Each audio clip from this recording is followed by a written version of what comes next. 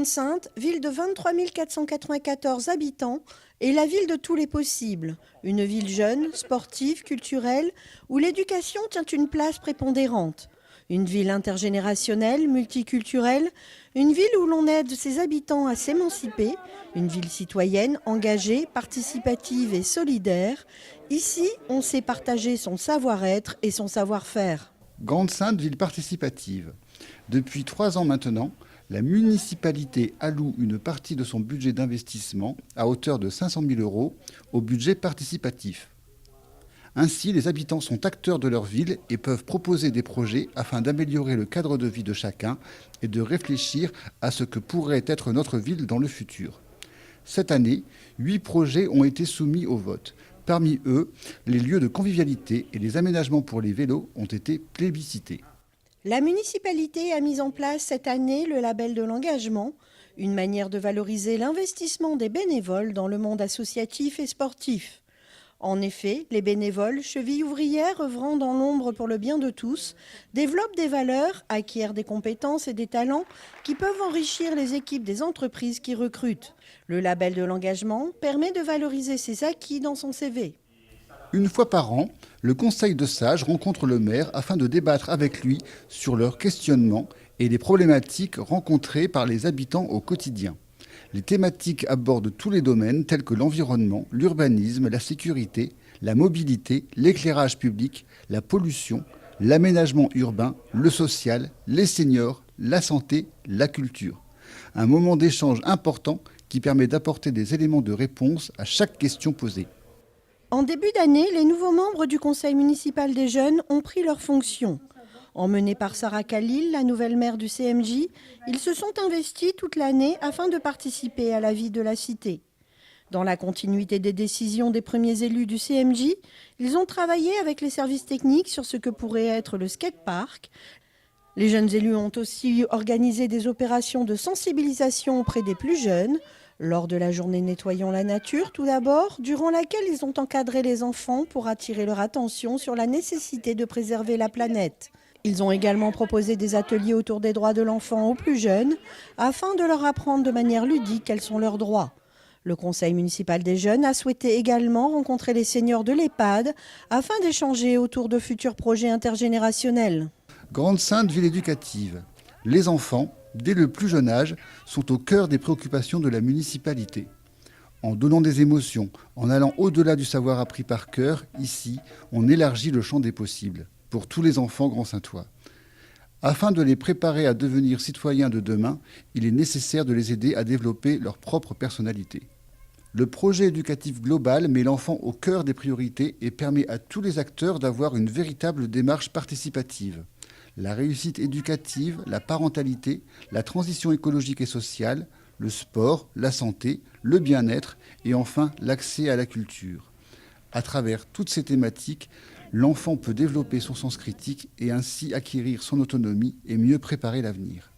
Le temps scolaire prend une part importante dans la vie d'un enfant. Dès la maternelle, il apprend sous forme ludique les bases de son apprentissage, l'hygiène, le vivre ensemble, les règles simples de vie, le vocabulaire, les mathématiques, les expressions artistiques. Son esprit s'éveille et sa curiosité sur le monde qui l'entoure est en alerte. Apprendre autrement est aussi possible en primaire. Régulièrement, les professeurs sortent des sentiers tout tracés des méthodes usuelles pour aborder une autre pédagogie. Cette année, les élèves de la classe de CM1 de l'école Julie Daubier sont devenus des mini-entrepreneurs le temps d'un clip.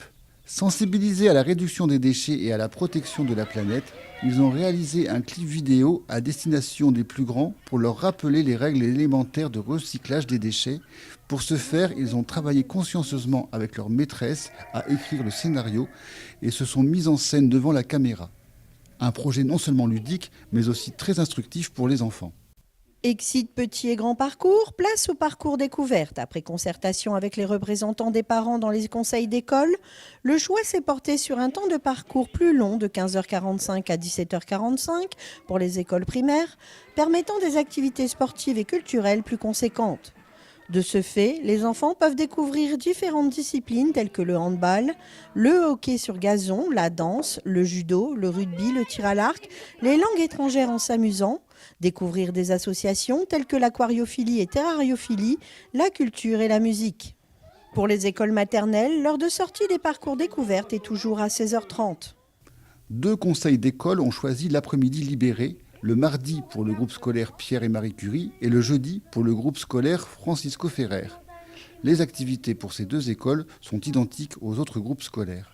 Le projet éducatif global ne s'arrête pas pendant les vacances, c'est plutôt l'occasion d'apprendre autrement et pourquoi pas, outre les activités traditionnelles, lors du centre aéré, une visite à la ferme des Jésuites qui a permis aux enfants de découvrir le travail d'agriculteurs et la production de légumes bio et locaux. L'été au Puytouk innovait cette année avec une plage au bord du lac. Au programme, des jeux en famille, des activités nautiques, l'archerie tag, l'acrobranche. De quoi dépasser ses limites et s'amuser en famille sous un beau soleil. Grande-Synthe, ville jeune et sportive, que ce soit à l'école, en extrascolaire ou en compétition ou en loisir, les occasions de faire du sport sont nombreuses. Habitudes alimentaires, habitudes de vie. Chaque année, le PEPS est l'occasion de suivre en douceur la santé des élèves des écoles primaires. Il permet au service des sports et à l'espace santé du littoral de mettre en place un programme d'activités variées. Cette année, ce sont les élèves de CM2 qui y ont participé. Une étude spécifique a ainsi permis de réaliser un comparatif avec leurs résultats mesurés 2 ans auparavant. Le traditionnel parcours du cœur a bien changé, les ateliers ludiques et sportifs ont remplacé la course d'endurance durant un temps donné. Les élèves des écoles primaires ont ainsi pu tester leur esprit d'équipe au tir à la corde, leur équilibre sur les parcours d'agilité et leur endurance lors du parcours du combattant. Afin de favoriser les déplacements doux et d'inciter les habitants de la ville à s'équiper en 2 roues, la ville a mis en place une aide financière fixée à 50% du prix d'achat du vélo, limitée à 200 €. En 2018, cette offre a été élargie aux vélos à assistance électrique. Cette aide rencontre un vif succès auprès des habitants et a permis à près de 1000 personnes d'acheter un vélo. Le salon du vélo proposait multiples ateliers familiaux autour du 2 roues et des déplacements doux. Rosalie, BMX, vélo des temps anciens, vélo atypique, épreuve d'agilité en trike, handi-basket pour sensibiliser au handicap, challenge et simulateur de cyclisme, tout était réuni pour ravir les amoureux de la petite reine. Les balades en 2 roues sont très appréciées sur la ville. Les premiers dimanches du mois, ou lors du salon du vélo ou de sport ouverte, les adeptes du Biclou se sont donné rendez-vous pour une petite virée en famille. De quoi tester les pistes cyclables de la ville, mais aussi le nouveau sentier autour du lac du Puytouk. D'une longueur de 2,5 km, ce chemin a été refait en revêtement écologique à base de résidus d'origine végétale. Cette rénovation a permis d'améliorer le confort des promeneurs et des sportifs habitués des lieux. Chaque année, début septembre, Sport Ouverte permet aux petits et aux grands de trouver le sport adéquat, adapté à sa condition physique et à son âge, en participant à des initiations ou des démonstrations. Fort de ces 55 associations sportives, le panel d'offres sportives est dense sur la ville, que ce soit en sport collectif, en sport loisir ou de compétition. Le passeport permet d'apporter une aide financière sur les licences sportives de chaque enfant, une aide graduelle attribuée selon les ressources financières de la famille. Grande-Synthe, ville culturelle. L'éducation de chacun passe aussi par la culture.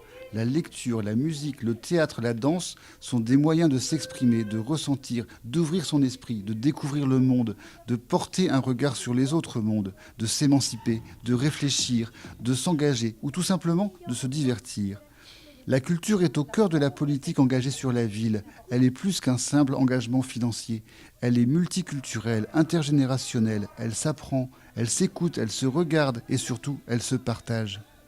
La saison culturelle est-elle une palette de peinture haute en couleurs? Ce sont des instants poétiques avec le concerto pour 2 clowns, des tranches d'humour et de cirque avec machine de cirque ou traverser la rivière sous la pluie, de l'engagement avec le théâtre musical grâce au chœur à l'outrage d'Ashka, de la prise de conscience avec l'enfant sauvage, Vent debout ou encore les fantômes de la rue Papillon, une plongée dans le rock pur et dur pour les juniors avec les Wakids, des pauses musicales avec Benabar et enfin des moments de grâce à écouter les artistes du monde à l'instar d'IBI. Des compagnies offrent également des ateliers de création et de manipulation de marionnettes ou encore de spectacles participatifs, comme ce fut le cas lors du spectacle d'ouverture de la saison culturelle.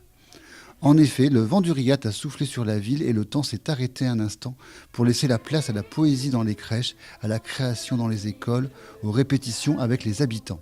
Pour aboutir à une parade festive où l'on a crié Yes Future, une ode à la nature, à l'environnement et à notre chère planète et sa biodiversité. La saison culturelle laisse une large place aux arts plastiques et démocratise ces lieux dits d'élite que sont les galeries en général et la galerie Robespierre en particulier.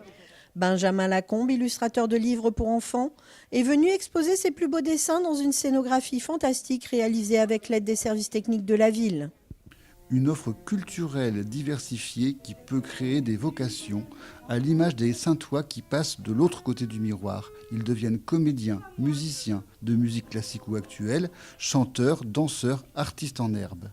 Ils apprennent, répètent, affinent leur technique pour se mettre en scène le temps d'une semaine classique, d'un concert live ou encore des pratiques artistiques en scène. Grande-Synthe, ville solidaire. Depuis 2006, les réfugiés arrivent sur notre territoire dans l'espoir d'un monde meilleur. L'Angleterre est à leurs yeux un Eldorado aux portes closes et pourtant si proche. La France, pays des droits de l'homme, ne peut rester les bras croisés devant la misère humaine. La marche solidaire, initiée par l'Auberge des migrants, a traversé le pays et a fait une halte à Grande-Synthe avant de reprendre la route vers l'Angleterre. Une marche engagée, solidaire, mais aussi festive, où chacun n'avait pas peur de l'autre. Une marche qui souhaite mettre fin aux préjugés afin d'apporter un accueil décent aux réfugiés venus d'ailleurs. Grande-Synthe a accueilli la Convention nationale sur l'accueil et les migrations. Pendant 2 jours, associations, ONG, acteurs publics, élus et bénévoles ont débattu pour réfléchir collectivement à une politique d'accueil fondée sur la solidarité et le respect des droits humains. Tables rondes, conférences, expositions, concerts, projections étaient autant de clés d'entrée pour échanger sur les expériences locales de chacun et débattre sur la politique d'accueil, de protection et d'intégration des plus démunis. Dans le monde, une femme sur 3 sont victimes de violences conjugales. Au total, elles sont 700 millions. En France, 225 000 femmes sont victimes de violences physiques chaque année. En France, une femme décède tous les 3 jours sous les coups de son conjoint. Ce fut le destin funeste d'Isabelle Thomas et de ses parents, lâchement abattus le 4 août 2014 par l'ex-concubin d'Isabelle Thomas. Afin de ne jamais oublier, de faire prendre conscience des droits bafoués, des libertés limitées des femmes, une stèle a été dévoilée le 25 novembre, journée internationale de lutte contre les violences faites aux femmes. Pour dire stop aux violences faites aux femmes, plusieurs animations de sensibilisation ont eu lieu durant le mois de novembre, notamment une rencontre avec Adolpha et son spectacle « La vie bien rangée d'Adolpha ». Sans le moindre misérabilisme, Corinne Maziero, qui interprète Adolpha, raconte sa vie émaillée de coups de ses parents, de ceux de ses enfants, de ses conjoints, jusqu'à ce qu'elle se rebelle et tue son conjoint violent, ce qui l'amènera en prison. À sa sortie, elle a décidé de raconter son histoire dans un livre tout d'abord, puis sur scène, afin de sensibiliser le plus grand nombre à ce fléau mondial encore tabou et d'aider les victimes à en parler. Tous les êtres humains naissent libres et égaux en dignité et en droit. Ils sont doués de raison et de conscience et doivent agir les uns envers les autres dans un esprit de fraternité. Tout le monde connaît cet article 1er de la Déclaration universelle des droits de l'homme qui a 70 ans. La ville de Grande-Synthe a commémoré cet anniversaire dans le lieu symbolique de la médiathèque Nelson Mandela. Lieu de savoir, d'apprentissage et de connaissance, mais surtout au nom emblématique décidé en 1986, alors que Nelson Mandela était encore prisonnier du régime apartheid sud-africain. Une fresque de Néron, artiste graffeur originaire de Grande-Synthe à l'effigie de Nelson Mandela, a été inaugurée à cette commémoration. Grande-Synthe, ville de partage et citoyenne. Les maisons de quartier sont des lieux de vie importants où le lien social et la solidarité prennent tout leur sens. Éviter le gâchis, apprendre à faire soi-même, recycler, partager ne sont pas de vains mots dans ces lieux prisés par les habitants. Ces derniers n'hésitent pas à se mobiliser, que ce soit pour le défilé solidaire, le glanage ou la cueillette des pommes au verger. Le fruit de la récolte est ensuite partagé avec les habitants n'ayant pas pu y participer. Des économies, il en était question au Forum Énergie. Comment bien trier ses déchets, moins consommer l'eau courante, que deviennent les objets recyclés, les transports doux, autant d'informations utiles glanées lors de la visite de la maison écologique itinérante. Grande-Synthe, ville de mémoire. Partir sur les traces du passé, apprendre l'histoire autrement, témoigner de son vécu. Depuis plusieurs années, la ville de Grande-Synthe et les anciens combattants travaillent en ce sens avec les jeunes générations afin que ces derniers puissent passer au-delà de la théorie et se confronter à la réalité de l'histoire. En Normandie, ils ont accompagné les collégiens de Jules Verne à la découverte de Caen, cité de Guillaume le Conquérant, et son château-musée, son mémorial, ainsi que les plages du débarquement. Ce fut l'occasion aussi d'écouter les témoignages de Colette, Maurice, Eugène et Guy, qui ont partagé leurs souvenirs de l'occupation à la Libération. Il y a 100 ans, l'armistice de la Première Guerre mondiale était signé, marquant la fin à 4 années de conflit. Cette guerre fut meurtrière, près de 19 millions de morts, parmi les rescapés, les gueules cassées, marquées à jamais par celle qu'on appelle la Grande Guerre, la guerre des tranchées. La commémoration fut l'occasion de dévoiler une plaque sur laquelle figurent 3 noms: Arthur Drieux, André Pauwels, Lucien Vanacker, tous enfants de Grande-Synthe, morts au combat. Ils viennent s'ajouter aux noms déjà existants sur la plaque près du monument aux morts, un moment de recueillement au souvenir de ces hommes et ces femmes disparus qui ont combattu pour la France. Le 5 décembre, journée commémorative en hommage aux anciens d'AFN, était une journée bien que particulière. Désormais, René Descamps, président de l'Union nationale des anciens combattants section de Grande-Synthe de 1977 à 2016 et décédé en 2016, restera dans nos mémoires, lui qui a justement beaucoup œuvré auprès des jeunes sur le devoir de mémoire. Un hommage particulier lui a été rendu et désormais, le lieu des monuments aux morts et aux souvenirs s'appellera la place des anciens combattants René Descamps. Grande-Synthe, ville en transition. La ville est devenue une référence en termes d'environnement. Elle est non seulement fleurie, mais aussi verte et nourricière. Une ville dans laquelle les Saintois s'impliquent et deviennent acteurs. Les jardins partagés, la forêt qui se mange, les serres, les vergers et légumes en libre service, les jardins ouvriers, le poulailler éducatif, la maison éco, l'économie d'échange de savoirs, de biens et de services, le groupement d'achat, les corridors de biodiversité, la trame verte, la trame bleue, les récupérateurs d'eau, tous ces éléments font de la ville un exemple à suivre. Il est apparu comme une évidence que la ville se maintienne au rang des 4 fleurs avec en prime le prix de la participation citoyenne et qu'elle soit élue capitale de la biodiversité des villes moyennes. Ceci ne pourrait pas se faire sans le travail des équipes de l'espace public et nature de la ville, les associations et surtout les habitants. Une ferme urbaine sur les anciennes terres priestères voit le jour. Après la visite des lieux et des champs, des agriculteurs se sont montrés intéressés et ont répondu à l'appel à candidature lancé par la ville. Le but, revenir au circuit court et alimenter en priorité les cantines scolaires de la ville et le service de port de repas à domicile, et permettre ainsi aux habitants de consommer local et bio. Les premières récoltes sont prévues pour le mois de mars. Un nouvel appel à candidature a été lancé pour d'autres parcelles achetées par la ville. La fête paysanne 2e édition s'est déroulée sous la pluie. Pas de quoi effrayer les Saintois qui sont venus à la rencontre des exposants et participer aux ateliers. Maréchal Ferrand, ferme pédagogique, vaches, chevaux, marché bio et local, conférences et activités nautiques ont émaillé la journée. Le conseil municipal, soucieux de la santé de ses administrés, a statué en faveur d'un arrêté visant à interdire les manifestations sportives extérieures et la sortie des enfants dans les cours de récréation quand la qualité de l'air devient critique. En effet, les seuils d'alerte aux particules orange et rouge ont été atteints 34 jours sur les 8 premiers mois de l'année. Les enfants, les sportifs, les personnes âgées et fragiles sont les plus exposés aux pics de pollution. Le 22 juillet, le Tour Alternatiba était de passage sur Grande-Synthe. Avec un départ symbolique d'étape au Palais du Littoral, ils sont arrivés au lac du Puytouc pour rejoindre le village Alternatiba. Leur leitmotiv, changeons le système, pas le climat, appelle via des animations, stands et ateliers sur la consommation responsable, à la relocalisation de l'économie, le zéro déchet, la mobilité douce, la solidarité et la préservation du littoral. Rappelons que cette année, la France a atteint le jour de dépassement le 5 mai. Depuis, nous vivons écologiquement à crédit, la biodiversité est menacée et même les espèces végétales et animales les plus communes disparaissent. Le deuxième forum de la transition économique, écologique et sociale s'est tenu pendant 2 jours au Palais du Littoral. Une table ronde, 6 ateliers de travail, des visites de terrain ont ponctué ces 2 jours intenses. Les participants issus du secteur d'entreprise et de l'industrie, les collectivités, les associations, les chercheurs, les organisations syndicales, les enseignants ont échangé autour de la transition écologique, économique et sociale amorcée sur le Dunkerquois. La transition passe aussi par le retour à l'emploi. Le forum Cap vers la liberté, lancé par la Maison de l'Initiative, a pour objectif ambitieux de favoriser la démarche citoyenne et solidaire des habitants pour lutter contre le chômage. L'objectif annoncé, un territoire zéro chômeur de longue durée, en était la principale thématique de cette deuxième édition. Ce forum se constituait de 4 grands pôles. Le pôle entrepreneuriat, le pôle formation et orientation, le pôle mobilité géographique et transfrontalier et le pôle opérateur de l'insertion.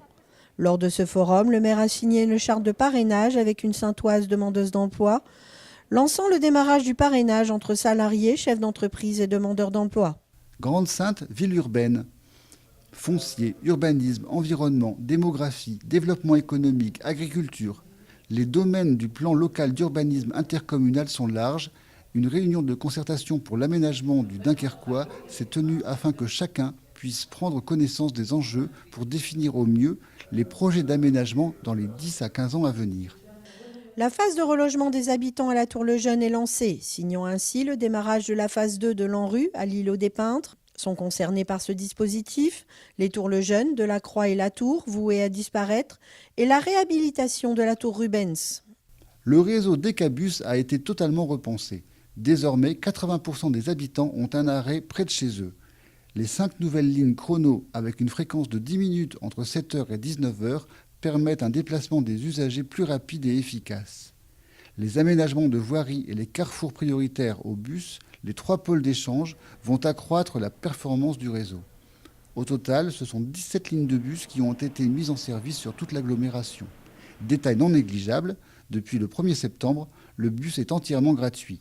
Le Dunkerquois devient la première agglomération de cette taille à avoir mis ce service en place. Grande-Synthe, ville tonique, les premiers coups de pelleteuse ont annoncé la démolition de l'ancien centre de santé. Les travaux du futur espace santé du littoral Cradle to Cradle sera éco-responsable et bien agencé.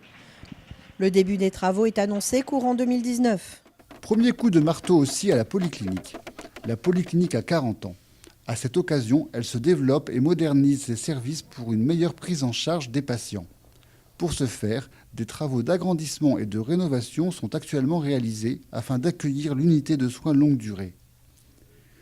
Outre le fait qu'elle est devenue un pôle gériatrique d'excellence en offrant une prise en charge du senior allant du court au long séjour et qu'elle ambitionne d'en devenir la référence du territoire, rappelons que la polyclinique offre aussi des services de proximité non négligeables, un service d'urgence ouvert 24 heures sur 24 et 7 jours sur 7, des consultations sur rendez-vous avec des spécialistes tels que la gastro-entérologie, l'hépatologie, l'endoscopie, la diététique, l'ensemble des compétences concernant la gériatrie et la mémoire et enfin un service d'imagerie médicale doté d'un tout nouveau scanner. Le laboratoire d'analyse Biopath, le réseau Amavi et le centre ophtalmologique Point Vision viennent compléter l'offre. Grande-Synthe, ville intergénérationnelle. Les seniors nécessitent la même qualité d'attention que le reste de la population. Le service gérontologique du CCAS apporte son aide afin que nos anciens puissent rester à leur domicile le plus longtemps possible. Le port de repas à domicile, l'aide administrative aux personnes âgées et aux personnes en situation de handicap et le nouveau service de conciergerie amènent une écoute et quelques solutions aux seniors et aux aidants afin qu'ils puissent appréhender l'avenir en toute quiétude. L'EHPAD est un lieu de vie où le résident est au cœur des préoccupations de chacun. Du réveil aux soins infirmiers, du petit déjeuner au repas, au gré des activités, les 66 résidents ont des journées bien chargées.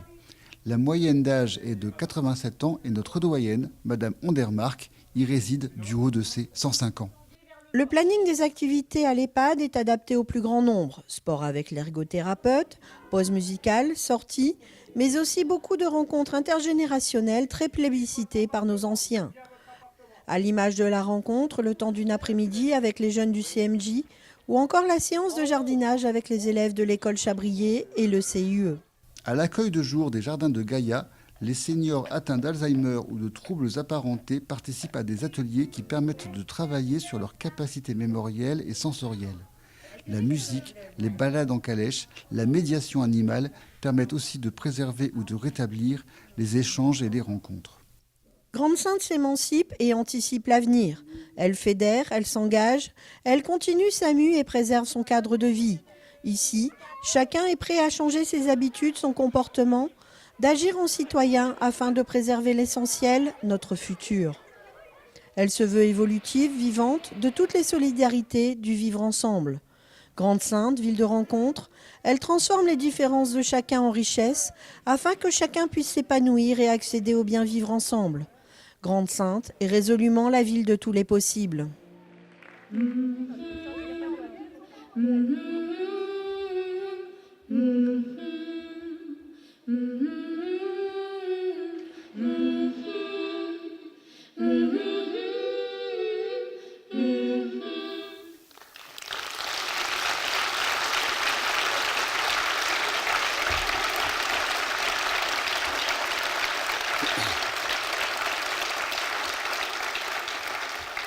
Merci.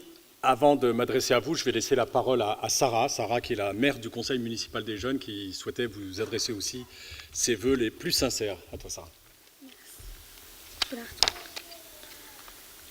Monsieur le maire, mesdames et messieurs les élus de la ville, mesdames et messieurs les représentants des villes voisines, mesdames et messieurs les représentants des forces de l'ordre, mesdames et messieurs les responsables des établissements scolaires, mesdames et messieurs les représentants des associations, mesdames et messieurs les élus du conseil municipal junior, mes chers amis, fidèle à une tradition qui nous est chère, je suis heureuse d'être devant vous ce matin pour la première fois afin de célébrer ensemble le passage à la nouvelle année.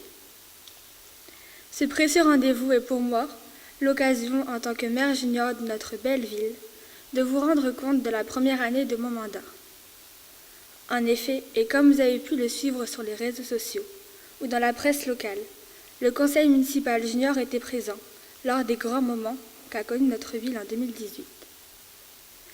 Les belles victoires et rencontres sportives, les grands événements culturels, les belles actions associatives, la commémoration du 8 mai 1945, la célébration du centenaire de l'armistice de 1918, le 70e anniversaire de la Déclaration universelle des droits de l'homme.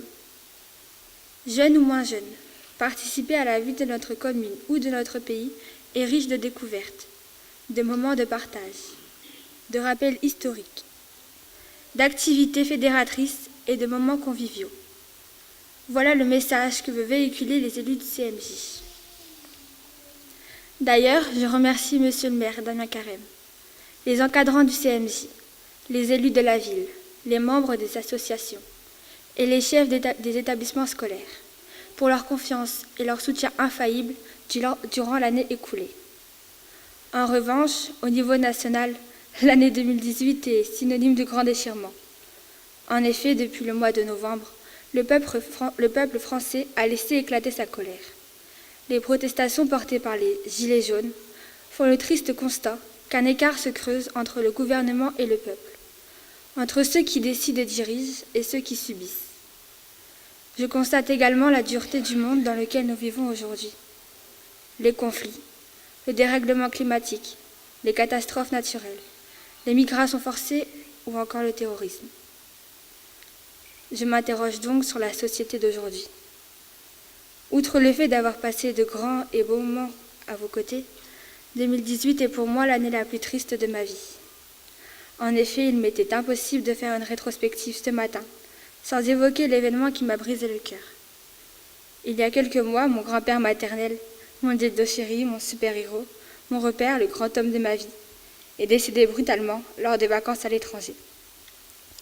Je me souviens encore de son regard rempli d'étoiles et de fierté le soir de mon élection, le 9 janvier 2018. Je suis tellement fière d'être la petite-fille d'un émigré algérien et d'une franco-vietnamienne, fière d'être la fille d'un émigré égyptien et fière d'être grande-saintoise et française. De surcroît, mais horriblement honteuse, d'être une citoyenne du monde, vivant sur la terre des droits de l'homme, pendant que des hommes, des femmes et des enfants sont sans abri, ont faim et froid, parce qu'ils ont fui un pays en guerre ou sous la dictature.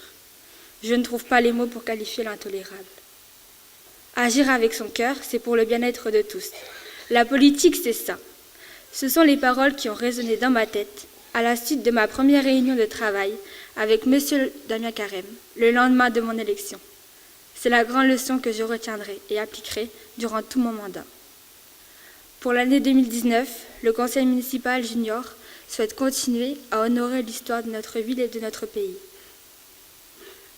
à soutenir les actions intergénérationnelles pour mieux vivre ensemble, à travers des après-midi de partage, à travailler aux côtés des associations de la ville, à porter le projet UNICEF, car éduquer un enfant, c'est l'affaire de tous. Le CMJ désire donc contribuer à l'éducation, mais aussi à la vie sociale et citoyenne des petits Grande-Saintois. Le conseil municipal junior vous présente donc ses meilleurs vœux pour l'année 2019, avec l'espoir d'un monde plus solidaire, plus démocratique, plus pacifique, l'espoir d'un monde plus juste et plus ouvert à la diversité des cultures. Dessinons ensemble un avenir respectueux de tous les Français. Bonne et heureuse année 2019 à tous.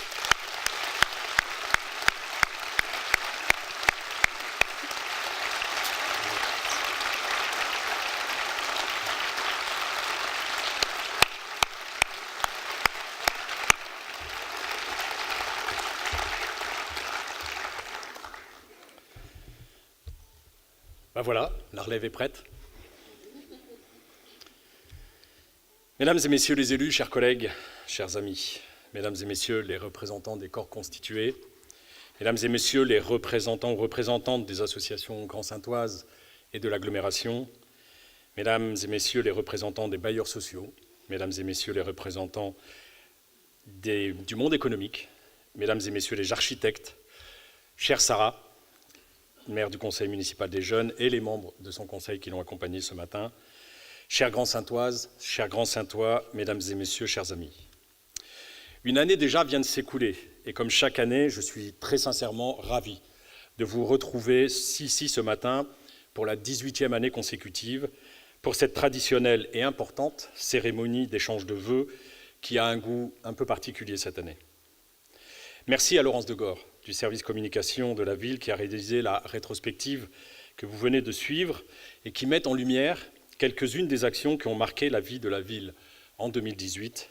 Vous l'avez vu, Grande-Sainte vit, Grande-Sainte bouge, Grande-Sainte innove, Grande-Sainte fraternise. Avant d'entrer dans le vif de mon propos, je vous propose de porter encore 2 minutes 30 d'attention sur ce petit document vidéo que nous diffuserons à compter de demain sur les réseaux sociaux. Regardez.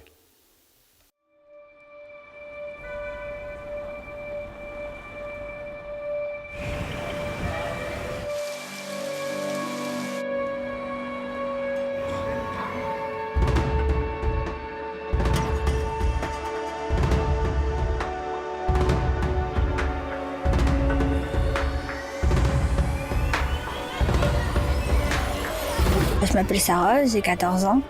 Dans la vie de tous les jours, je suis maire junior. J'aime ma ville et je m'engage pour elle. Jardiner, c'est un plaisir. Ça crée le lien avec les gens. À Lugova, on accompagne des familles pour qu'elles partent en vacances. La philosophie de notre action, c'est partir pour mieux rebondir dans la vie. Ici à Emmaüs, nous accueillons les gens qui ne sont plus rien et qui n'ont plus rien et qui vont se reconstruire tout simplement par le travail et par l'amitié des copains. On vient dans ma salle pour se remettre en mouvement et reprendre confiance. Au travers de Troqueco, je partage mon temps et mes savoir-faire. Aujourd'hui, je suis écrivain public à l'Université populaire. C'est vraiment un atelier d'entraide et d'écoute. Dans notre école, on veut réveiller la créativité des enfants, les accompagner dans la découverte du monde extérieur et leur donner les clés pour s'ouvrir à ce qui les entoure. À Grande-Sainte, on veut que nos enfants mangent des produits sains, de qualité et surtout variés. C'est pour eux une source de bien-être et de bonne santé. Je suis sculpteur de passion, je suis Grand-Saintois déjà depuis de nombreuses années. J'offre une deuxième vie à ces arbres qui seraient coupés et surtout j'offre ça à tous les habitants et tous ceux qui visitent la ville de Grande-Sainte. Aujourd'hui, la ville produit 300 espèces de plantes dans nos serres. Les légumes ont toute leur place dans nos bacs à fleurs. On plante des légumes pour les habitants. Le business model gagnant de l'humanité, c'est de faire de la pollution une ressource industrielle. Ici, la culture, c'est pour tout le monde.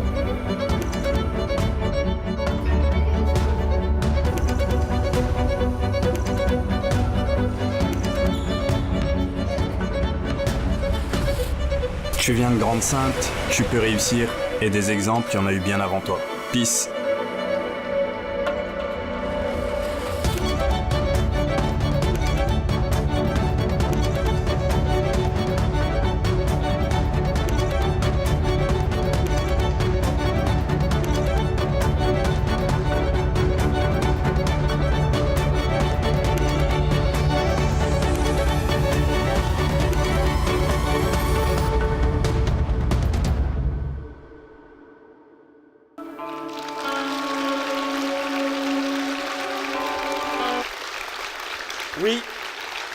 Oui, Grande-Synthe, c'est ça.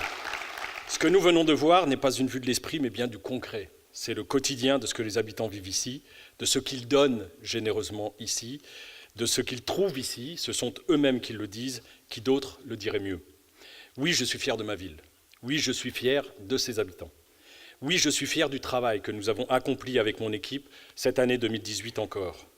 Oui, je suis fier du travail que nous avons accompli avec toutes mes équipes depuis 2001. Cela peut vous paraître présomptueux de ma part. Peut-être, mais beaucoup d'entre vous le savent. J'interviens beaucoup ces derniers mois dans de nombreuses villes de France à l'invitation de citoyens, d'associations, de partis politiques, d'universités, de chercheurs ou de mouvements. Je peux donc me rendre compte de l'image qu'a acquise notre ville à l'extérieur.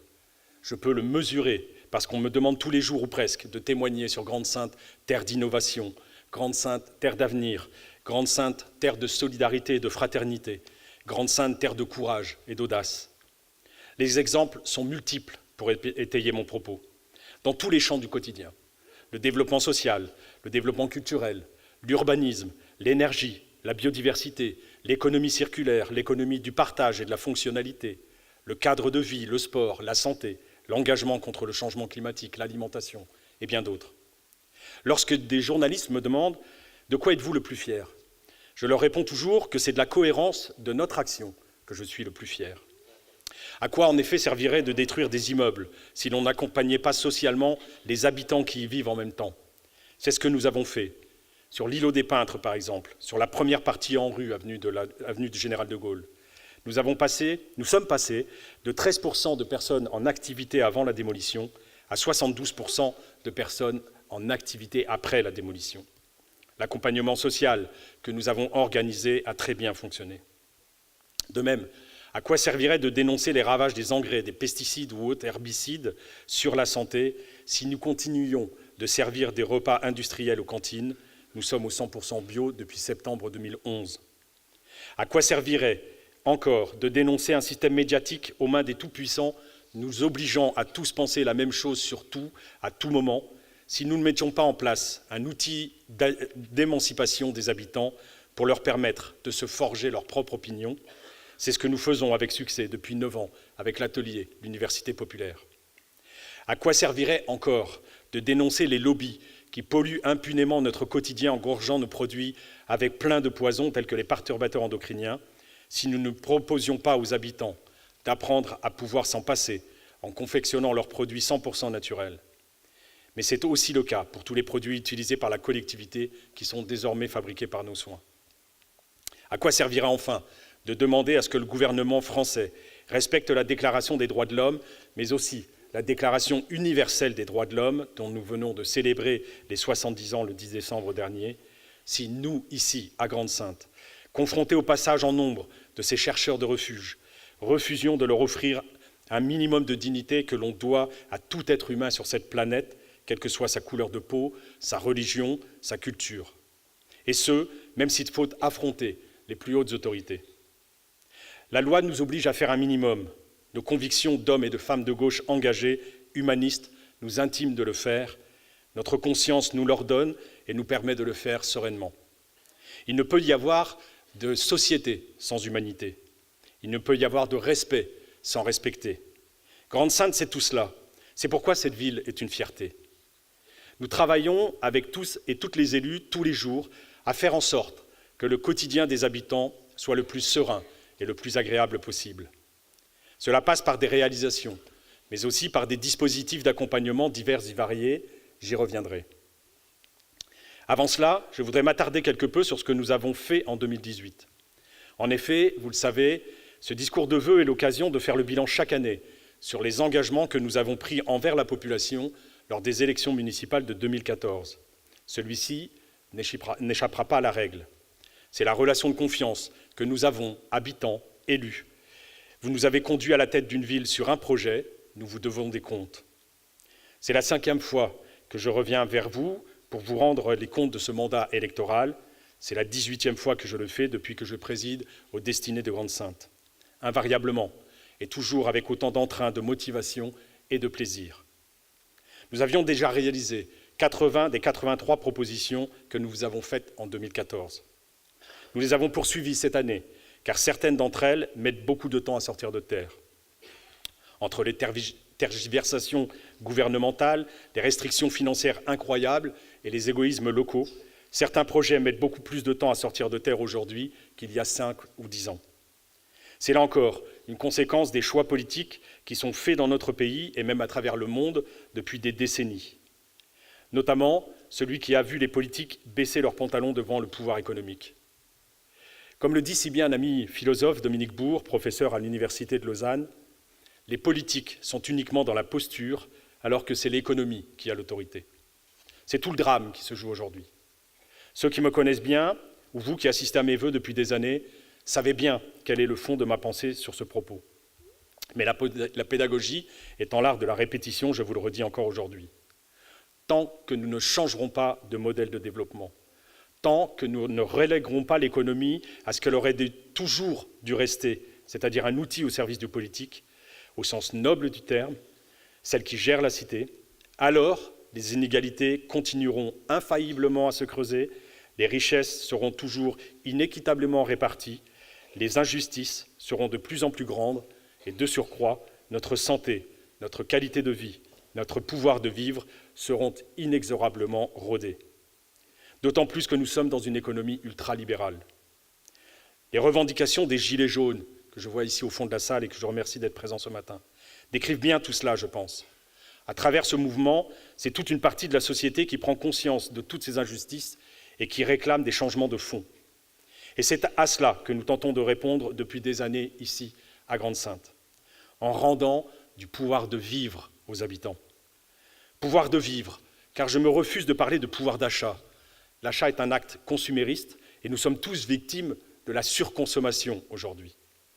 C'est précisément à cela qui nous pousse le modèle dominant, à consommer toujours plus, en nous faisant croire que consommer, c'est la liberté, que consommer est presque la finalité de la vie, en usant de renforts de publicité ultra présentes pour vous faire croire que vous ne pouvez pas vous passer du dernier modèle de smartphone sous peine d'être un ringard, ou encore d'avoir un pull, un pantalon, un blouson de telle marque pour bien appartenir à la société et être quelqu'un. Qu'il vous faut absolument le dernier modèle de voiture, un fameux SUV par exemple, qui pollue plus qu'à la normale, avec un pare-buffle, on ne sait jamais si vous en rencontriez en ville, et pour rendre jaloux vos voisins et affirmer que vous êtes quelqu'un encore avec ce dernier modèle. Vous seriez quelqu'un de bien socialement parce que votre voiture est plus grosse et plus belle. Nous sommes tous prisonniers de ce système. Vous aussi, les plus jeunes, vous vous dites différents les uns les autres, vous voulez affirmer souvent votre différence, mais finalement, vous vous habillez toutes et tous de la même manière ou presque. Les mêmes marques, les mêmes baskets, les mêmes blousons. Nous sommes tous prisonniers de ce système. Rassurez-vous, je n'accuse personne d'avoir de tels comportements. Je veux juste ouvrir les yeux de chacun pour que collectivement, nous sortions de ce système très pervers. Et on peut en sortir joyeusement. C'est une deuxième chose que j'observe avec plaisir dans le mouvement des Gilets jaunes. Combien de fois ai-je entendu de la part de nombre d'entre eux « c'est ma deuxième famille que je retrouve sur ce rond-point, on rencontre des gens superbes, on a de vrais échanges, on est solidaires ». C'est effectivement cette forme de chaleur humaine que j'ai pu ressentir lorsque je suis allé les rencontrer.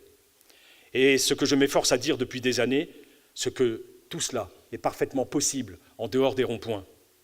Il suffit de sortir de l'individualisme effréné dans lequel nous a plongé ce modèle de développement depuis des décennies.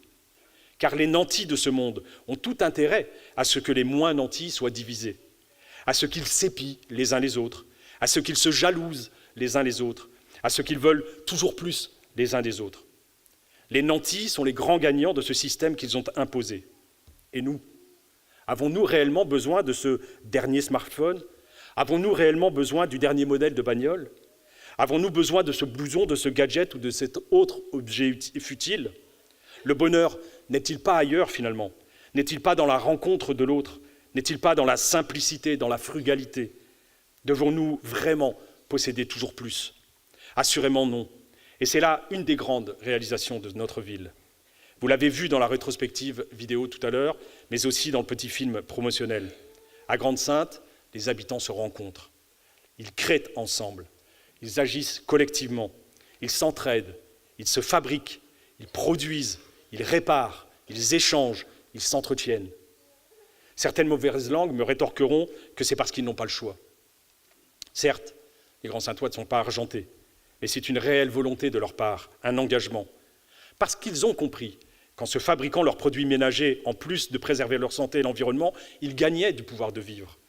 Parce qu'ils ont compris aussi qu'en achetant un vélo, et nous venons de verser la 1000e prime à l'achat, en plus de préserver leur santé et l'environnement, ils gagnaient du pouvoir d'achat, du pouvoir de vivre, pardon. Parce qu'ils ont compris encore qu'en produisant leurs légumes bio, en plus de préserver, là encore, leur santé et l'environnement, ils gagnaient du pouvoir de vivre. Parce qu'ils ont compris de plus qu'en isolant leur maison, et nous avons encore versé 114 primes aux travaux de réhabilitation énergétique cette année, en plus de préserver l'environnement, ils gagnaient du pouvoir de vivre. Parce qu'ils ont aussi compris qu'en se rendant au centre d'expression manuelle, là, juste à côté de nous, pour fabriquer leurs meubles en bois ou en acier, pour confectionner leurs rideaux, leurs couvre-lits ou autres housses de couette, ils gagnaient du pouvoir de vivre. Ou enfin, parce que les 120 participants inscrits aujourd'hui ont compris qu'en allant au Ripper Café ou aux autres activités de Troc & Co sur la place Abbé Pierre, en plus de préserver l'environnement, ils gagnaient du pouvoir de vivre. Peut-être que ces très nombreuses personnes qui participent activement à tout ce que je viens d'énumérer, et j'aurais pu continuer tant les exemples sont nombreux, prennent et passent du temps pour faire tout cela. Mais croyez-moi, pour leur avoir rendu visite cette année encore dans leurs activités, elles sont très heureuses de le faire. Elles trouvent leur bonheur ailleurs que dans la consommation ou devant une télé, souvent abrutissante. Toutes ces personnes se retrouvent entre amis, discutent, échangent, partagent, prennent plaisir à se rencontrer tout simplement. Comme ces milliers de bénévoles aussi, qui encadrent les jeunes dans les clubs de sport, qui organisent des vestiaires sociaux, interviennent dans les résidences, organisent des fêtes de quartier, des animations, qui interviennent dans l'embellissement de la ville et son aménagement, montrent des projets, etc. C'est cela, Grande-Synthe, et comme elle vit bien comme cela, cette ville. Nous avons la chance et la fierté de nos origines ouvrières. C'est une grande richesse. Nous avons aussi la chance et la fierté de nos origines paysannes qu'il nous faut préserver, car c'est là aussi une richesse. C'est ce que nous célébrons chaque année avec la fête du monde ouvrier le 1er mai et tous les 2 ans, en alternance avec Los Angoel, avec la fête du monde paysan, pour ne pas oublier nos origines sociales. Je ne parle pas de racines, car nos racines peuvent être de partout. Cela fera 60 ans cette année que Grande-Synthe a commencé à changer de visage, passant du village de maraîchers à la ville ouvrière, car c'est en 1959 que commençaient les travaux de la construction d'Usinor. Et ces ouvriers, qui ont alors afflué pour venir construire l'usine et y travailler, venaient de partout. J'aime à le rappeler, ça aussi. C'est important de se souvenir que nombre de Polonais, d'Italiens, d'Espagnols, de Portugais, d'Algériens, de Marocains sont alors arrivés pour participer à la relance économique de ce territoire après la guerre. Grande-Synthe est alors devenue une terre d'accueil. Quelle richesse! En 2018, nous avons donc surtout travaillé à développer et à conforter tous ces aspects du quotidien. Et nous avons aussi continué à travailler sur de nombreux projets d'aménagement et d'équipement qui démarreront et verront le jour en 2019. Quels sont ces projets? Je démarrerai ma présentation par un équipement qui n'est pas municipal, mais auquel nous sommes extrêmement attachés à Grande-Synthe, tant elle répond à une nécessité. Il s'agit de la polyclinique. Je tiens tout d'abord à remercier sincèrement tout son personnel d'avoir su s'adapter à son nouveau projet d'établissement et aux organisations qui en ont découlé. Ça n'était pas une mince affaire. À la fin de l'année 2019, nous devrions accueillir l'unité de soins longue durée, la Pergola, qui se trouve aujourd'hui à Dunkerque, au sein de la polyclinique. C'est la raison pour laquelle nous réalisons les importants travaux qui ont débuté l'été dernier. Nous allons investir 16,5 millions d'euros pour faire les travaux, réaliser une nouvelle partie de bâtiment pour accueillir les nouveaux services, mais aussi pour entamer une profonde rénovation énergétique qui va nous permettre d'économiser chaque année 200 000 euros sur notre facture énergétique. Nous aurions dû être livrés du nouvel ensemble durant l'été 2019, mais les premiers travaux ont mis en évidence la présence d'amiante dans les éléments insoupçonnés, ce qui décalera la livraison à mi-décembre, la livraison finale du bâtiment, mais qui en augmentera aussi le coût, malheureusement. Mais nous ne pouvons traiter à la légère la présence d'amiante, et j'ai donc demandé qu'on l'élimine partout, tant que nous sommes en travaux, afin de ne pas y revenir plus tard. Cela nous coûte quelques mois de retard, mais cela me semble une impérieuse nécessité. Mais il faut savoir que chaque mois de retard coûte 80 000 euros de perte de recettes à la polyclinique. Vous imaginez donc que les délais doivent être scrupuleusement respectés. Certes, nous sortons de 3 années d'exercice bénéficiaire à la polyclinique, mais nous ne pouvons nous permettre de retomber dans le rouge. Et pour nous éviter ce risque, je réitère l'appel pour vous inviter à vous rendre à la polyclinique pour de nombreux actes, examens et suivis médicaux ou pour effectuer vos radios avec de nombreux spécialistes compétents. Vous pouvez aussi venir aux urgences. Oui, le service fonctionne, et il fonctionne de mieux en mieux grâce à un protocole d'accord avec le centre hospitalier de Dunkerque, que je tiens à remercier publiquement ici aussi. N'hésitez pas une seule seconde, en cas de besoin, rendez-vous aux urgences de la Poly, comme le font près de 14 000 patients chaque année. Sur le plan urbain, nous avons signé avec l'ANRU fin 2017 la démolition de la tour Lejeune, et nous avons obtenu en 2018, et je m'y étais engagé devant vous, la démolition des tours La Tour et de la Croix, rue Rigaud, qui interviendront dans la foulée. La tour Rubens, plus petite, devrait-elle être réhabilitée de manière profonde. La démolition de la tour Lejeune démarrera aussitôt que les locataires auront déménagé. À ce jour, sur 58 locataires à reloger, 28 ont déjà été logés ailleurs, et nous avancerons au fur et à mesure comme cela. Il faudra donc encore quelques années pour que ce quartier ait un visage complètement renouvelé, à l'image du centre du Courguin ou de la première partie du renouvellement de l'îlot des Peintres, avenue du Général de Gaulle. Attardons-nous un moment maintenant sur l'écoquartier du Baroque. Comme tous les projets que je vous annonçais, et celui-là ne fera pas exception, ce quartier verra le jour, croyez-moi. Oui, il a déjà 4 ans de retard au démarrage. Et croyez bien que j'en suis mari. Ce retard est dû à une inertie technocratique, insupportable de plusieurs administrations. Ce que je dis à tous ces technocrates à propos de ces dossiers qui mettent des années à voir le jour, c'est que derrière chacun de ces dossiers, il ne faut pas oublier qu'il y a des habitants qui se moquent des procédures interminables, des habitants qui parfois sont en souffrance dans leur logement et qui attendent que de nouveaux soient livrés, des habitants qui ne comprennent pas qu'à tel endroit tout avance et qu'ici tout semble à l'arrêt. Bien évidemment, il y a des procédures à respecter, et les plus importantes à mes yeux sont celles qui relèvent de la protection de l'environnement. Mais elles ne doivent pas être interprétées en fonction de celui qui les analyse. C'est pourtant ce qui se passe, et cela donc prend un temps considérable. Je suis intervenu parfois énergiquement auprès des administrations concernées, car c'est insupportable. Un dossier dit loi sur l'eau est obligatoire dans chacun des dossiers d'aménagement. Il est important. Et il prend 1 an avant d'avoir les résultats et d'être autorisé à commencer les travaux. Celui qui concerne l'écoquartier, lancé une première fois en 2017, déjà avec 2 ans de retard, mais qui me permettait de vous affirmer ici même l'année dernière que les travaux pourraient commencer en 2018, a été rejeté par les services compétents qui nous ont demandé de refaire l'ensemble des analyses. Nous avons donc redémarré toutes les études durant l'été 2018. Nous devrons donc attendre les résultats durant l'été 2019 avant de pouvoir engager les travaux. Nous réaliserons cet écoquartier, car la ville en a besoin pour accueillir toutes les personnes qui veulent s'y installer, et elles sont de plus en plus nombreuses. Je l'ai toujours affirmé depuis 2001. Je ne tiens pas à faire de cette ville un important pôle urbain, mais elle est structurée en équipements, en services, en personnel, en compétences et même en espace pour accueillir autour de 25 000 habitants. Nous sommes aujourd'hui 23 500.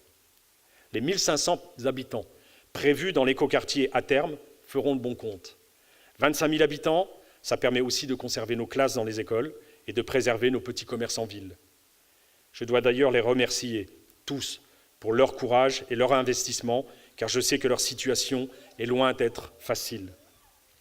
En 2018, nous avons aussi préparé d'autres projets d'équipement qui seront utiles aux associations locales et aux habitants de la commune. Dans le domaine culturel, tout d'abord, nous allons démarrer l'agrandissement du lieu musical qui regroupe 180 musiciens dans le quartier du Moulin. Ce fut une véritable innovation culturelle lors de son inauguration en 1986. Cela le reste encore 33 ans plus tard. C'est un formidable outil d'aide à la création musicale pour de très nombreux musiciens qui peuvent répéter là, en toute tranquillité, sans peur de déranger le voisinage. Et pour le voisinage, qui n'est pas dérangé par le son des batteries, guitares, basses ou autres claviers des rappeurs et des musiciens de tout type au lieu musical. 33 ans après, il lui fallait un coup de jeune et un agrandissement pour lui permettre de continuer brillamment sur sa lancée.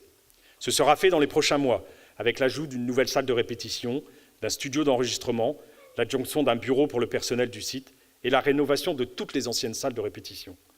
Les travaux seront réalisés sous peu et le nouveau lieu sera livré pour la fête de la musique en juin prochain. Nous ajouterons très prochainement un local de stockage ici, à l'arrière du Palais du Littoral, qui a rouvert ses portes il y aura 12 ans cette année. Vous le savez, le développement culturel est au cœur de notre politique, car la culture, c'est une arme. Le savoir est une arme, un outil d'émancipation. La culture, c'est la rencontre. La culture, c'est la tolérance. La culture, c'est la bienveillance. La culture, c'est la conscience.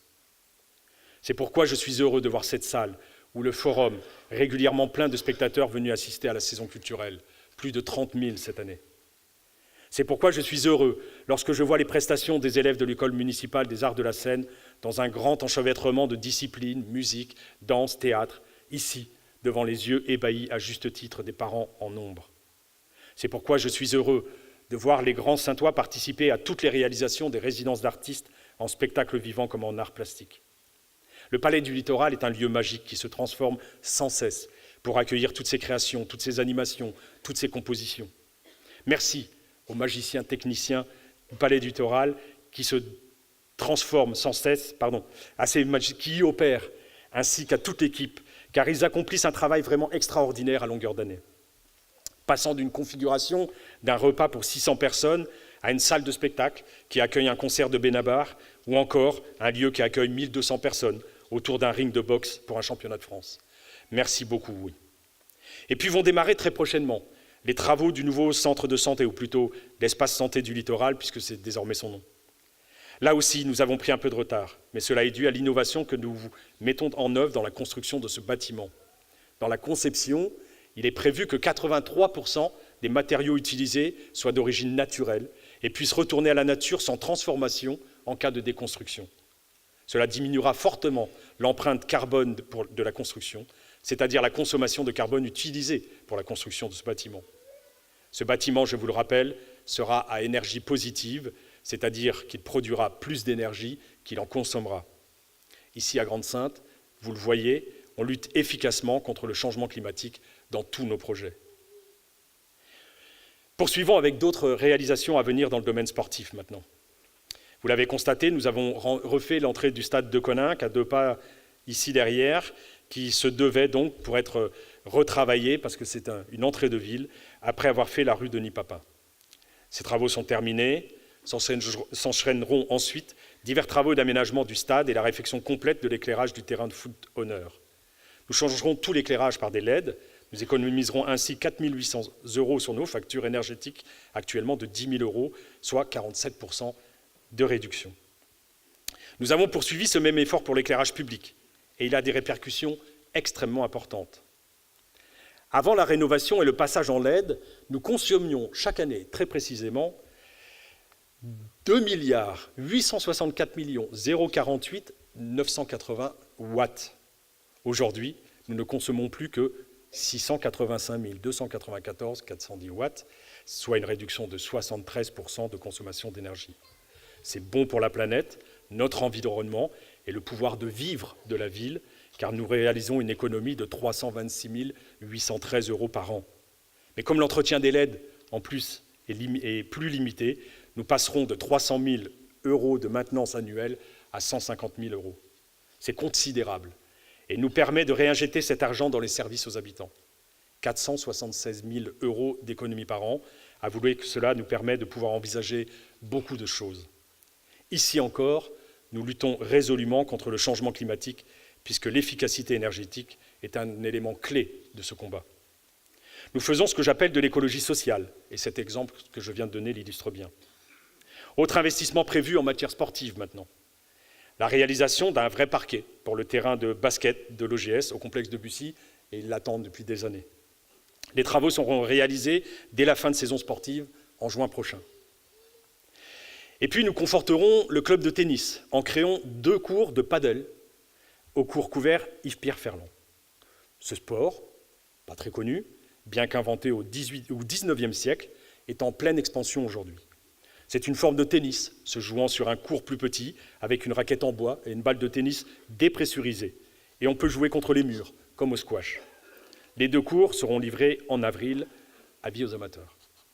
Enfin, nous compléterons définitivement le stadium du Littoral avec 2 équipements de haut niveau. Un skatepark, dessiné par l'un des plus gros concepteurs de skatepark de France, à l'entrée du stadium. C'est un projet qui a été initié par le Conseil municipal des jeunes et qui prendra corps cette année. Regardez comme cela sera impressionnant. Et puis, de l'autre côté du stade, en face de la piste de BMX, prendra place une autre piste, celle d'un pump track. Et oui, pump track, pas très connu non plus. On n'a peur de rien ici à Grande-Synthe. C'est un projet qui a été présenté dans le cadre du budget participatif, celui-là, et qui verra lui aussi le jour en 2019. Le pump track est une piste de succession de bosses et de virages relevés que vous pouvez emprunter avec un vélo, mais aussi un skateboard, un longboard, une trottinette ou des rollers. Ça va donner au stadium avec tous ces équipements dans quelques mois. Et ce sont là 2 projets, je le rappelle, portés par les habitants. Dans le domaine de la culture populaire, nous ajouterons un nouveau local qui viendra agrandir le centre Langevin, où se trouve l'Adremap, le musée de la mine, et le musée de la sidérurgie. En effet, à l'occasion des 60 ans du démarrage de la construction d'Usinor, les bénévoles du musée de la sidérurgie souhaitaient accueillir des maquettes de l'usine pour compléter leur collection. Elles sont si grandes qu'elles nécessitent de nouveaux locaux. Nous devrions les inaugurer dans le courant de cette année, à la fin du 1er semestre. Pas de nouveaux locaux pour l'atelier, notre université populaire. Mais je veux m'y arrêter pour saluer le travail remarquable qui est accompli par cette structure et son personnel dans de nombreux domaines. Les écrivains publics, les jardins partagés, la fabrique de l'autonomie, les débats et cafés citoyens, le Ripper Café, la fête du monde ouvrier, la formation compostage, entre autres. Les habitants sont de plus en plus nombreux à s'inscrire dans leur démarche pour prendre en main leur destinée et gagner, là encore, du pouvoir de vivre. 800 familles, par exemple, se sont formées à la confection de produits d'entretien naturel. C'est considérable. Et je prends souvent cet exemple. Le litre de lessive fait comme cela revient à 40 centimes d'euros contre quelques euros pour une lessive nocive. Et là encore, c'est bon pour la santé, bon pour la planète et bon pour le pouvoir de vivre. Toutes ces actions sont faites en parfaite cohérence. Et c'est ce qui fait la force de Grande-Synthe aujourd'hui. La ville est reconnue nationalement pour ça. Nous avons encore reçu cette année 22 délégations d'élus, de techniciens, d'universités, de chercheurs et d'organismes divers et variés pour venir s'enquérir de ce qui se faisait ici. Et en plus de ces visites, nous sommes très régulièrement demandés pour intervenir dans différents nationaux et internationaux pour présenter notre démarche. La participation citoyenne est partout. La démocratie participative s'exerce partout. Et c'est une vraie fierté. Elle s'exerce même dans les projets urbains. J'ai évoqué le projet ANRU tout à l'heure, mais c'est vrai aussi pour les autres projets. Plus d'une dizaine de réunions, après des enquêtes de locataires, se sont tenues avec les habitants pour mener à bien le projet de reconstruction de la cité Moser, qui est une des plus anciennes cités de la ville. J'ai moi-même assisté à l'une de ces réunions pour affirmer que la ville encouragerait le projet que les habitants choisiront. C'est chose faite depuis quelques jours, et le changement de la cité sera radical. Voici derrière moi ce que deviendra la cité Moser après les travaux. Il faut maintenant le temps des procédures avant le lancement du projet. Mais il fait suite à un incendie d'une partie de la cité et elle présente actuellement de gros défauts de construction auxquels il faut remédier rapidement. Et puis les habitants actuels attendent ces travaux depuis tellement d'années qu'on n'a plus le droit de les faire patienter plus longtemps. Nous allons nous y employer avec le bailleur social concerné, Logifim, que je salue pour son engagement. Autre projet urbain, celui de la maison médicale en construction, qui est en chantier actuellement à l'intersection de la rue Salvatore Allende et de la rue de Provence. Prendront place dans cette maison médicale les dentistes et la pharmacie Legrand, actuellement logés Tour des Maraîchers à quelques 2 mètres de là. Viendront les rejoindre des médecins généralistes pour offrir un véritable pôle de santé pour le plus grand bénéfice des habitants de la ville. Ce sont eux, et je dois là aussi les remercier, qui ont intégralement conduit et financé ce projet. Et puisque nous sommes dans le domaine de la santé, il me faut aborder notre enquête en cours sur les perturbateurs endocriniens. Vous savez que nous avons collecté 250 mèches de cheveux d'habitants de la ville pour y rechercher la présence de perturbateurs endocriniens et autres polluants. Là encore, tout cela est bien long. La méthodologie, la complexité du test, les résultats à attendre, puis à traiter. Nous sommes actuellement dans la dernière phase, celle de l'interprétation des résultats par les bureaux d'études spécialisés. Ça n'est plus maintenant qu'une affaire de quelques semaines. Mais bien qu'on ne possède aujourd'hui aucun élément de résultat de cette enquête portée par l'espace santé du littoral, nous savons, avec les spécialistes qui nous accompagnent, que nous trouverons des perturbants endocriniens en plus ou moins grande quantité dans presque toutes les mèches prélevées. Ce qui prouvera le degré de cette autre pollution dans notre environnement quotidien. Nous travaillerons ensuite à les détecter et à les supprimer. Certains d'entre eux s'éliminent très bien, d'autres mettent plus de temps. Et le plus important est de veiller à réduire l'exposition à ces poisons et surtout de travailler avec les mères de famille et les parents pour être particulièrement vigilants aux premiers 1000 jours de l'enfant, depuis le jour de sa conception à ses 2 ans révolus.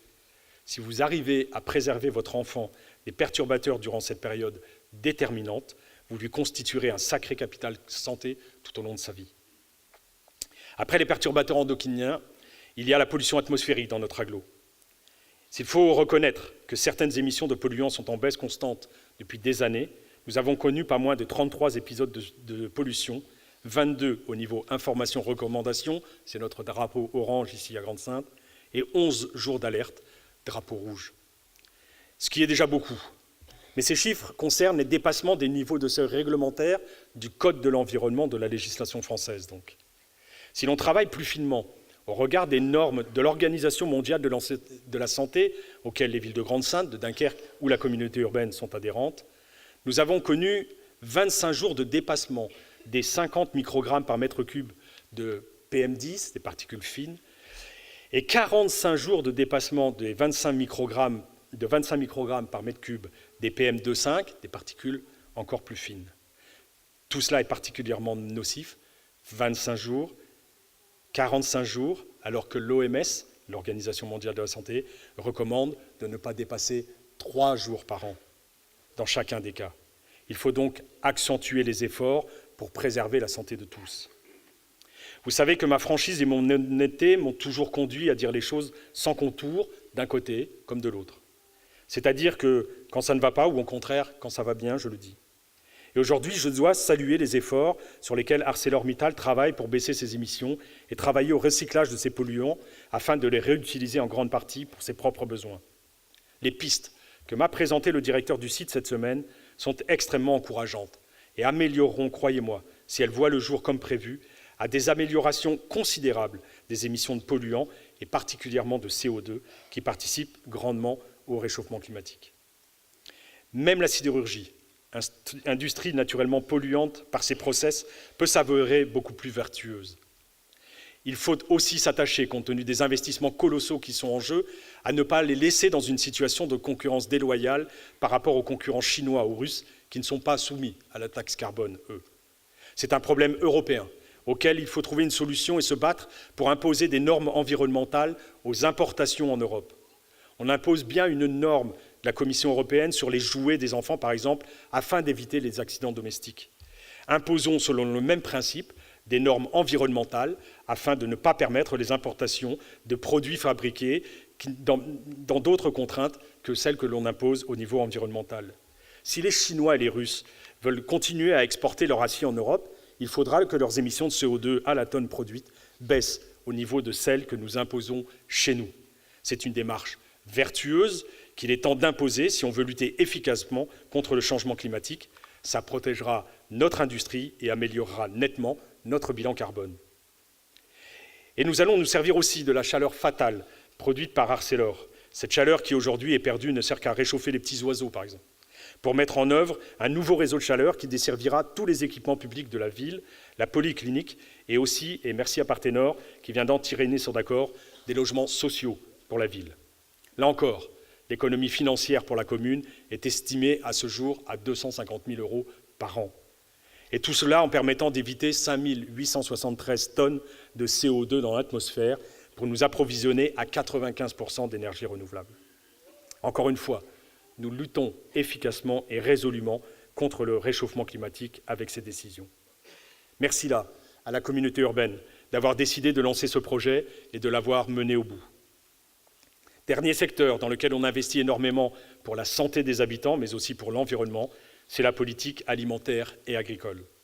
Je vous l'annonçais l'année dernière, nous venions d'acquérir près de 10 hectares de terres maraîchères, à quelques mètres d'ici. Aujourd'hui, 3 exploitants se sont lancés dans la production bio sur ces terres, qui sont déjà certifiées bio, car elles étaient au repos depuis 3 ans. 3 emplois créés au lieu d'un auparavant. C'est vertueux sur le plan social, c'est vertueux sur le plan sanitaire, c'est vertueux sur le plan environnemental. Et comme cette année, nous venons d'acheter 4 nouveaux hectares, nous allons en planter 2 ou 3 autres maraîchers bio, et nous parviendrons ainsi à fournir largement les cantines scolaires de la ville, notre EHPAD, notre polyclinique, je l'espère prochainement, et pourquoi pas le restaurant d'entreprise d'ArcelorMittal. Nous serons en autonomie alimentaire pour la restauration collective. Et puis ils ouvriront prochainement leurs portes à la vente directe aux consommateurs. Il ne faudra surtout pas hésiter à aller vous fournir là-bas. L'objectif maintenant est d'arriver à l'autonomie alimentaire de toute la commune. Il nous faut 160 hectares de terre pour y parvenir. Nous en possédons aujourd'hui une centaine à peu près au total. Nous avons repéré quelques hectares supplémentaires en étudiant la récupération de certaines berges des canaux que l'on pourrait exploiter. Merci aux étudiants et aux enseignants de l'école d'AgroParisTech de nous avoir mis sur cette voie. Grande-Synthe, ville nourricière, c'est encore là une belle image de notre ville. Mais c'est aussi une réalité qui est en train de prendre corps et qui a tout son sens. Grande-Synthe, ville accueillante aussi. Je ne peux m'adresser à vous sans évoquer la présence et l'accueil de cette population exilée sur la ville, ce que j'appelle désormais les chercheurs de refuge. Les années se suivent et se ressemblent presque sur ce sujet.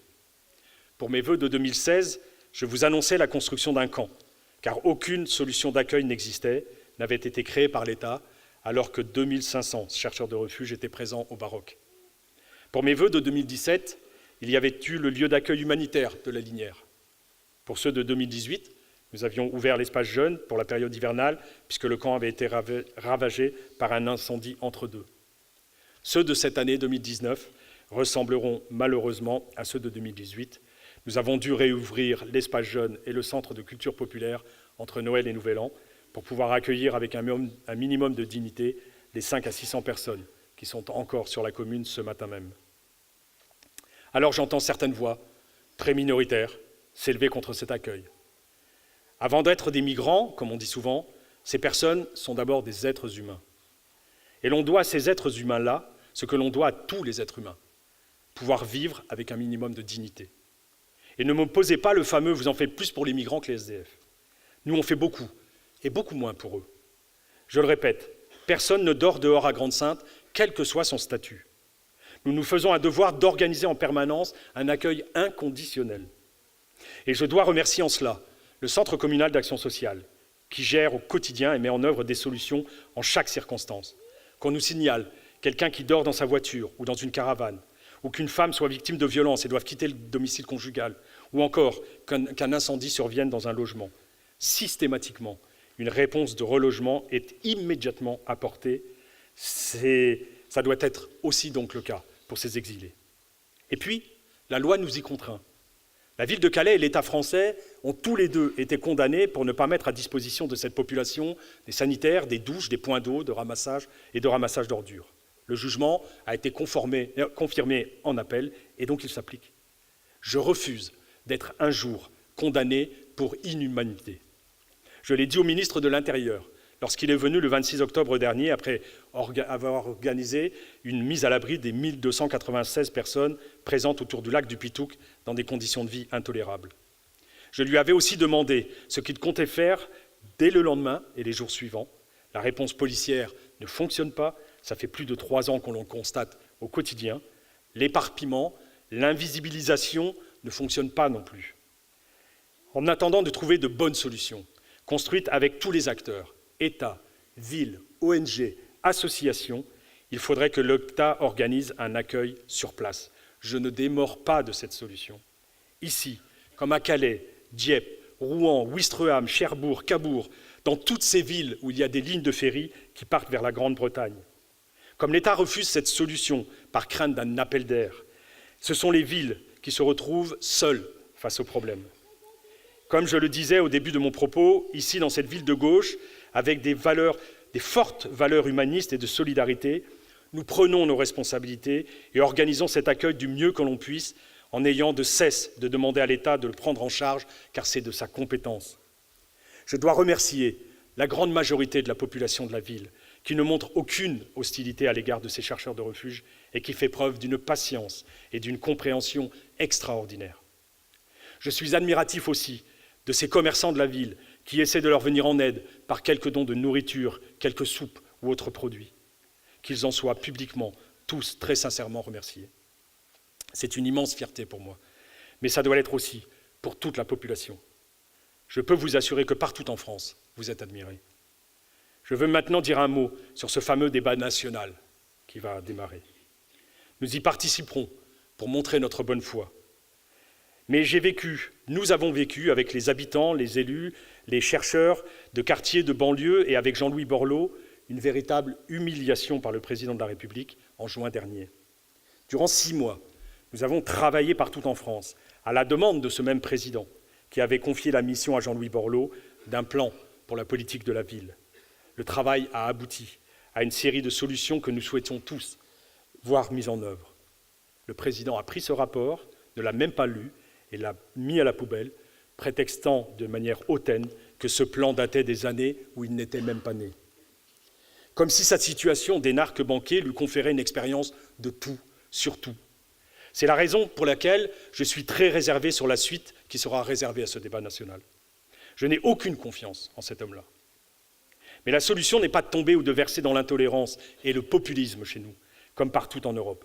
C'est une impasse totale, ces chemins ne conduisent nulle part. D'autres voies sont possibles, on les explore ici, à Grande-Synthe. Je vous annonçais l'année dernière, en cette même occasion, qu'ici à Grande-Synthe, nous étions candidats à l'expérimentation pour le revenu de base. Nous poursuivons le travail. Voilà une piste que l'État devrait suivre rapidement. Prendre les milliards du CICE, par exemple, qui ne créent aucun emploi, mais enrichissent juste les plus riches, pour mettre en œuvre le revenu de base. En attendant, je ne peux pas me satisfaire que 33% des foyers de notre ville vivent encore sous le seuil de pauvreté aujourd'hui. Alors je proposerai au conseil municipal, avec mes amis de la majorité et tous les membres du conseil municipal, de mettre en place à Grande-Synthe un minimum social garanti, comme cela existait dans le début des années 80 dans cette ville. Comme nous ne pouvons mettre en place un revenu, il s'agit d'apporter des aides alimentaires, des aides au transport, des aides à l'énergie, pour faire en sorte que plus aucun Grand Saintois ne vive sous le seuil de pauvreté de 855 € mensuels par unité de consommation. Je veux éradiquer la pauvreté de Grande-Synthe. Elle est insupportable aujourd'hui. Personne ne peut vivre, voire survivre avec moins de 855 € par mois. Même avec 855 € d'ailleurs. Mais on ne peut malheureusement pas faire plus compte tenu de nos contraintes financières. En plein débat des Gilets jaunes, avec ces personnes qui disent qu'elles ne peuvent plus boucler la fin de mois, cette mesure sociale que nous allons prendre dès le vote du prochain budget fera, je n'en doute pas, prendre conscience à nos gouvernants que lorsqu'on le souhaite, on peut le faire. Il suffit là, comme dans d'autres domaines, de faire preuve de courage politique et d'audace. Ici, nous assumerons, comme toujours, nos choix politiques. Nous redistribuerons finalement la richesse qui nous provient des entreprises de la ville pour aller vers plus d'équité. Nous redistribuerons toutes les économies d'énergie que nous avons et allons réaliser. Nous serons au cœur même de l'écologie sociale. Nous avons fait évaluer par un cabinet spécialisé le coût pour la collectivité. Il sera de 1 million à 1,5 million pour 2019. Nous devons faire cet effort. Alors, nous ferons cet effort. Et nous le ferons jusqu'à ce que l'État décide, et il sera très vite amené à le faire, je pense, de mettre en place le revenu de base. Grande-Synthe, la ville où tout se joue, a titré Béatrice Jaude, le magnifique documentaire cinématographique qu'elle a réalisé sur la ville. On pourra ajouter à tout ce qui était repris dans le film l'éradication de la pauvreté dans cette ville. À Grande-Synthe, je refuse d'opposer les pauvres aux pauvres. Le refus de la misère, disait l'abbé Pierre. Oui, nous affirmons à Grande-Synthe, refuser la misère. J'ai été quelque peu long ce matin et je m'en excuse. Mais vous comprendrez que ce discours a une saveur particulière pour moi. Et je le dis avec beaucoup d'humilité, la saveur d'une fierté de ce qui a été et ce qui est réalisé ici à Grande-Synthe. La saveur d'une immense fierté de la population. La saveur d'avoir le sentiment de mettre en œuvre les solutions nécessaires et indispensables. Pour conclure, il me reste à vous souhaiter, à vous toutes et à vous tous, ainsi qu'à toutes celles et à tous ceux que vous aimez, une excellente année 2019. Qu'elle vous voie en bonne santé, qu'elle vous apporte beaucoup de bonheur, qu'elle vous délivre beaucoup d'amour. Qu'elle nous permette de travailler tous ensemble, loin des divisions et des égoïsmes, à l'avènement d'un monde, d'une société meilleure, dans lequel nous aurons su préserver le vivant sur cette magnifique planète, tout en apportant à chacune et à chacun un véritable pouvoir de vivre. Excellente année 2019 et merci pour votre patience et votre attention.